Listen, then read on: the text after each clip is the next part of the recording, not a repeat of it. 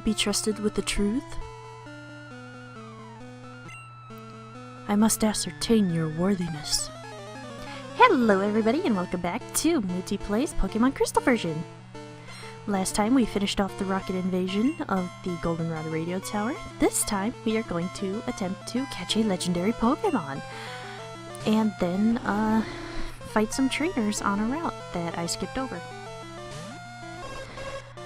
And, like I said last time, these monks have a Noctowl and then an evolution. The last guy sent out a Flareon, and this guy, I do believe, his Pokemon is a Jolteon. Yes, it very much is.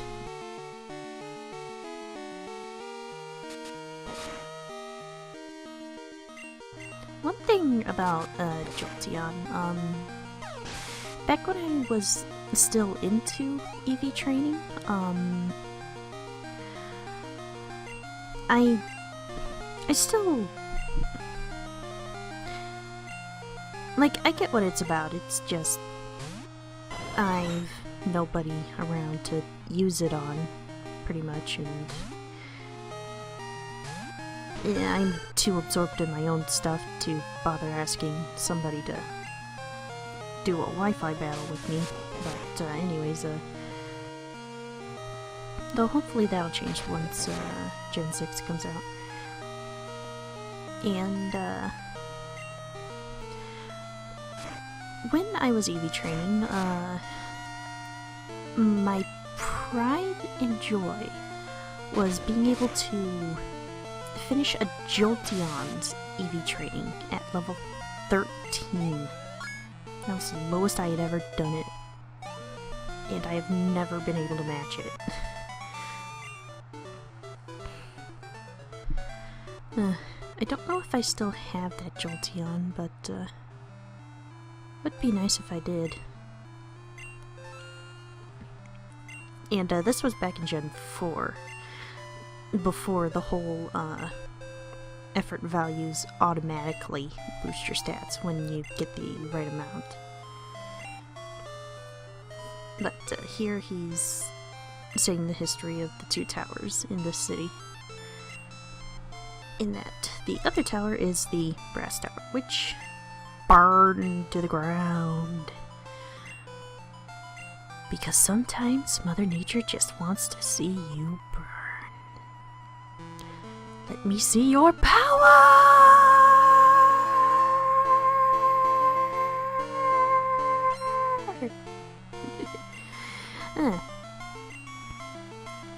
And now, this guy's got a Noctowl, and there are 3 of them, and their secondary Pokemon have all been evolutions.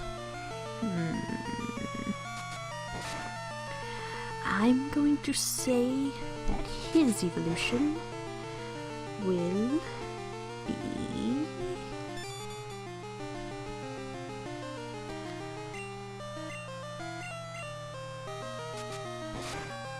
Espeon. It's totally gonna be Espeon. It is so totally gonna be Espeon. Isn't that right? Isn't that right, Maya? Totally gonna be an Espeon. Totally. Totes. Matotes. And by Espeon I meant Vaporeon. My favorite of the evolutions. Well, yes, still my favorite of the evolutions. Yay! Though, a bit of a note, in Gen 3 and beyond, it might not be, well, it might not be a terribly good idea to set the water type against Vaporeon, because Vaporeon normally have this ability called Water Absorb, and, Water Absorb, basically, if it gets hit with a water type attack, it restores HP. And if its HP is full, the attack becomes useless. And yay! Level 37! Woohoo! Too strong? Because I am the player character! Why don't you people get this already? Raised by the legendary Pokemon? I see. We, the Wise Trio, have been given the responsibility of protecting the legendary Pokemon. We are to allow passage only to those people who possess the power and soul of the... And I didn't read that quick enough. Shit. We'll put you to the test. Alright, step outside and quick little cut. Because I needed to heal my Pokemon after that. And reading the sign, Tin Tower. And this would be the place where you're going to want to save. While yes, Suicune is inside the tower, the moment you enter, it's going to force you into a cutscene, which triggers the battle with it. So, save outside of the tower. Though if you're playing the remakes, you're not going to see Suicune here at all.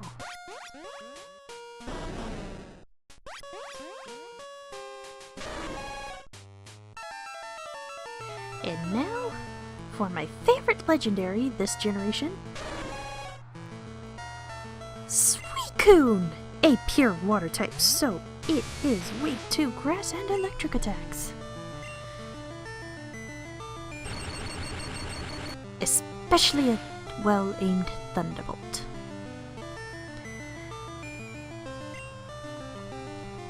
And since Sparkplug did that much damage without critting on one Thunderbolt, I'm not going to use Thunderbolt anymore.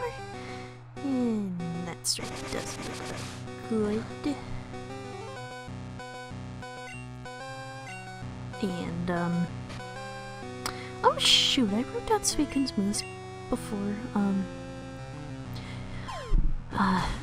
Gust, Bubble Beam, Rain Dance.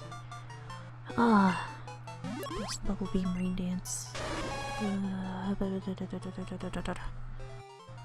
And Leer. Yay, pretty description. And yes, I shall give a nickname to that Suicune, because I love nicknaming my Pokemon, dang it! Let us nickname the event Pokemon already. I miss that. I miss it so much.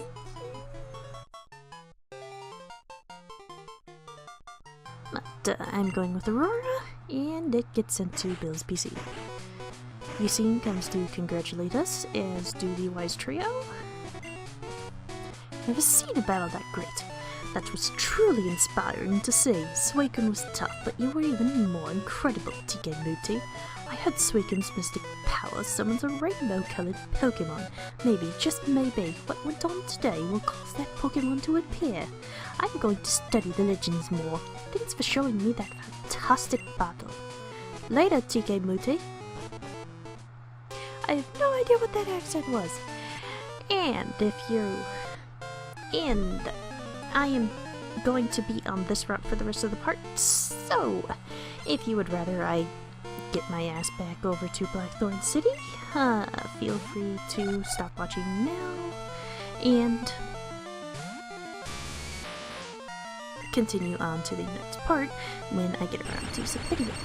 But there are 4 more Pokemon on this route that are brand spanking new that I haven't gone over yet, so it might be worthwhile to stick around and hear my description on those. Which is part of the reason why I am not putting that I am going to do stuff, so skip here thing. The other part is that while I did skip these trainers earlier, this is technically a required area, so I'm going to show off. Well, this is technically a required area, so it helps to show off what Pokemon these people have. Hi, TK Mutti, how are you? While shopping today, I saw this adorable doll, so I bought it with your money. Sorry, it's in your room. You'll love it. And also, I want to show you guys every single trainer battle, so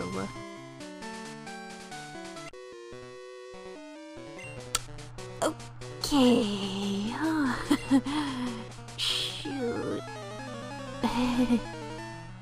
Sorry if that conversation gets cut off a bit after I finish editing text, but I kinda got a little too yappy and talked through that phone call just now. Sorry. But,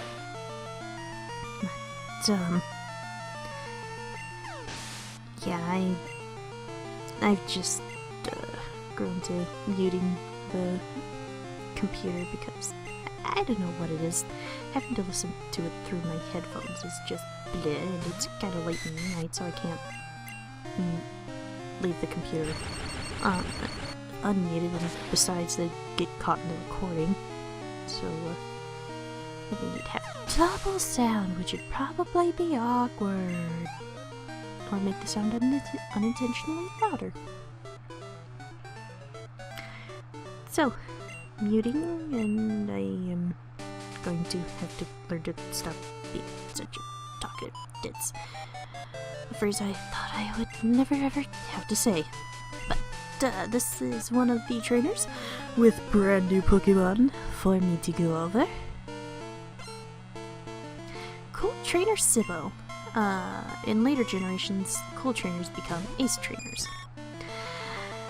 And she sends out a Butterfree, which evolves from Metapod at level 10.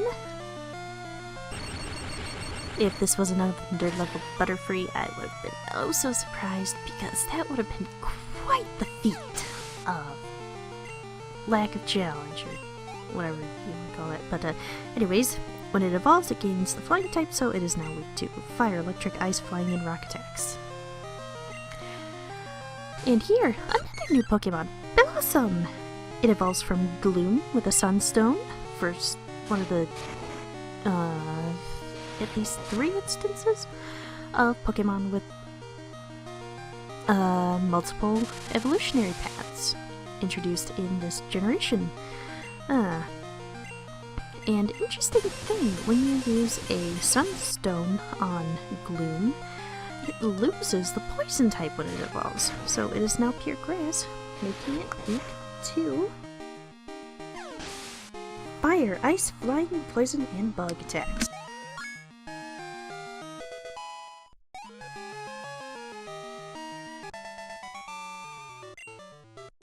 And with that, we are done with this cool trainer. It's something interesting. Back in Gen 1, cool trainer, I forget if the male trainer has it, but the female cool trainer has a whip in her sprite.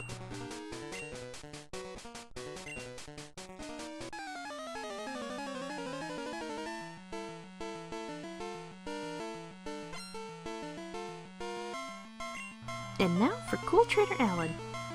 He sends out a Charmeleon, another one of the new Pokemon. It evolves from Charmander at level 16. Its typing remains the same, so its weaknesses stay the same as well.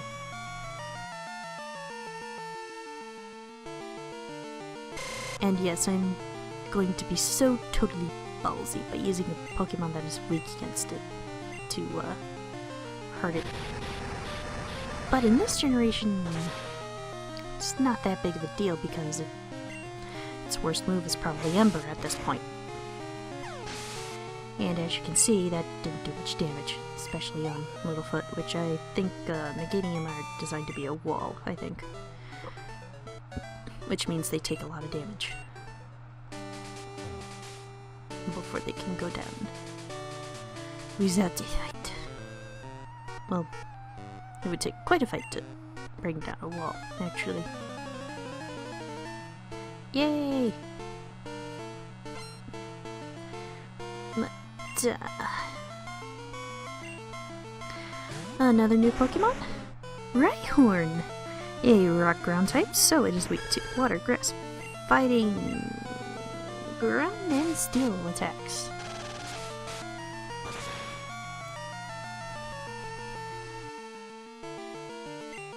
And because it is double weak to grass, one Razor Leaf takes it down easily. Yay!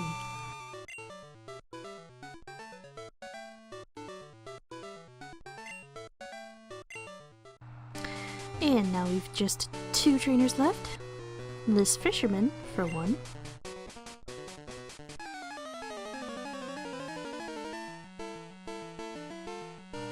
Hey, not my fault you make it increasingly obvious that you're a Pokemon trainer. Don't you know that in the world of Pokemon, it's totally law that when trainers' eyes meet, that you totally have to battle them?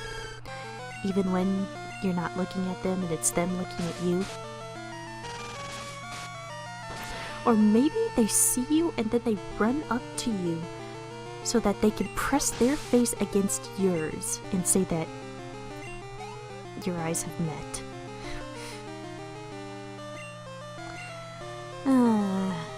Oh, video games. It is so easy to poke fun at how you distance yourself from reality in order to make the game more interesting. But that's precisely why they do it, to make the game more interesting.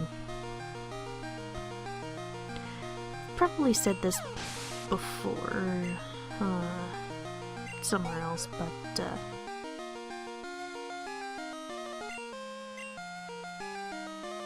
I don't care about how realistic a game is. I just care that the game is fun or otherwise entertaining to me. So,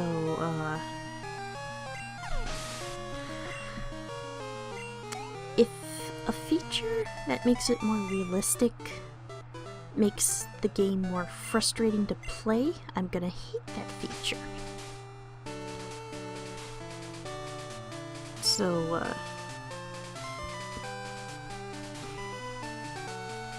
yeah, I would prefer a game that just designs itself to, be fun over a game that designs itself to be realistic. Well, entertaining over realistic. And here's the final trainer. A Birdkeeper Vance. Spoiler alert, his team is 2 Pidgeotos. Yay! Creativity! Seriously, there's 251 Pokemon here. Can't even put a little variety in your team, even when you're specializing? Gosh. And now for a second Pidgeotto. One thing, I always thought Pidgeotto it sounded longer and cooler, so I thought it fit more as the 3rd form than what its 3rd form's name actually is.